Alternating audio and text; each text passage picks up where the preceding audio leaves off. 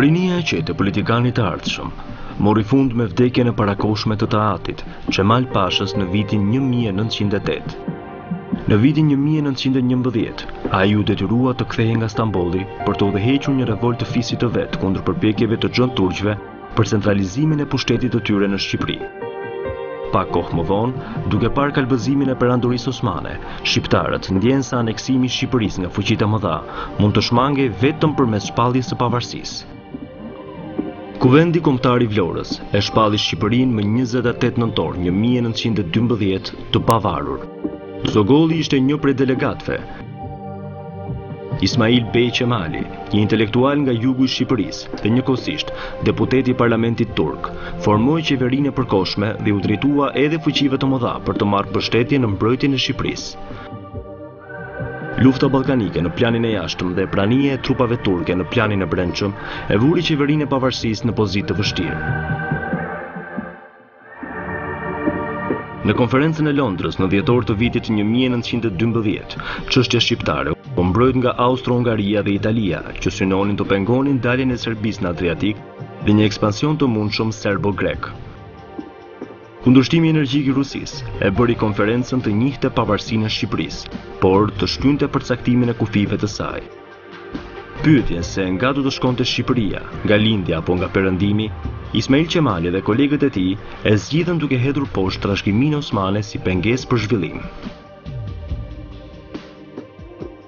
Austro-Hungaria dhe Italia u caktuan të zgjidhin një princ trashëgimtar për fronin shqiptar. Në vitin 1913, fuqitë e mëdha njoftuan Ismail Qemalin se i zgjedhuri ishte princi protestant Wilhelm Witt, që ishte pinjolli i tretë i princit Wilhelm të Witit dhe Marias, princeshe Holandës, mbesë e mbretëreshës Elizabete e Rumanisë dhe njëkohësisht nip i madh i perandorit Wilhelm II i Gjermanisë. Por Witin nuk mundi të imponohej. Në kryengritjen kundër tij në pranverën e vitit 1914, Zogolli u rreshtua për krah tij. Kur Viti largohet nga Shqipëria dhe ja lë administrimin e vendit një përfaqësie ndërkombëtare, edhe Ahmet Zogolli tërhiqet drejt matit. Ndërkaq arreshtimi për krah Austro-Hungarisë gjatë luftës së parë botërore i garanton gradën e kolonelit të ushtrisë austro-hungareze, por jo patjetër besimin e këtyre të fundit. Austriakët e kuptuan shpejt se Zogolli po përpiqej të bënte lojën e vet brenda tentativave të përgjithshme për pavarësi. Neutralizimi i tij erdhi në formën e një dekorimi për meritat e luftës dhe e ftesë për të qëndruar në Austri deri në fund të luftës. Vjena, kryeqyteti i parë europian që vizitonte, e mahniti Zogollin, ndërsa luksi i ceremonisë së kurorëzimit të perandorit Karl la tek ai impresa të thella. Qëndrimi atje i shërbeu për të mësuar gjermanisht dhe shkenca politike, duke ndikuar në formimin e tij si politikan me profil të dyfisht, brenda të cilit despotizmi oriental kombinohej me kushtetueshmërinë perëndimore.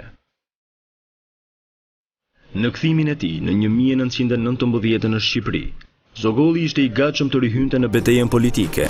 Kontrollimi i mirë i vetvetes, xhelozia ndaj rivalëve e fshehur në petkun e mirësjelljes, talenti i çuditshëm për të konstatuar dhe shfrytzuar veset e bashkëpunëtorëve, ambicia e skajshme dhe qëndrueshmëria e qëllimeve, i jepte atij cilësitë më të domosdoshme për ta menaxhuar me sukses situatën e kohës. Shqipëria pas luftës së parë botërore ishte një Shqipëri e pushtuar, e kërcënuar nga ndarja midis Greqisë, Serbisë dhe Italisë. Një grup udhëheqësi shqiptar vendosën të thërrisnin për këtë qëllim një kongres kombëtar në Lushnjë.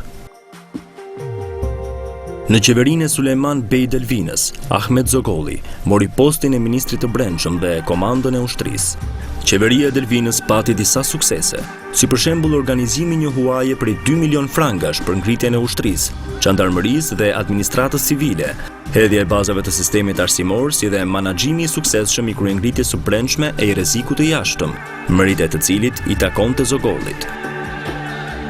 Por periudha 5 vjeçare pas kongresit të Lushnjës u karakterizua nga rrëzimet e njëpasnjëshme të qeverive, mungesa e industrisë dhe taksat e larta, analfabetizmi, zhvillimi i papërfillshëm i zejtarisë dhe tregtisë, rrushfeti dhe korrupsioni, shitblerja e votave dhe pjesëmarrja e ulët në zgjedhje se linin vendin as të merrte frymë ekonomikisht dhe as të njësohej politikisht. Në vitin 1922, Sipër Krasit, ashtu edhe kundërshtarët e Zogollit, shihnin tek ai njeriun e vetëm që mund të merrte në dorë drejtimin e vendit.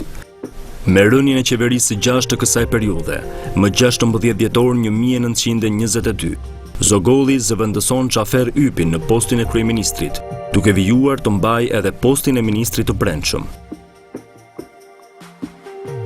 Në moshën 27 vjeçare, ai kishte arritur pozicionin më të lartë qeveritar që mund t'i ofronte vendi i tij.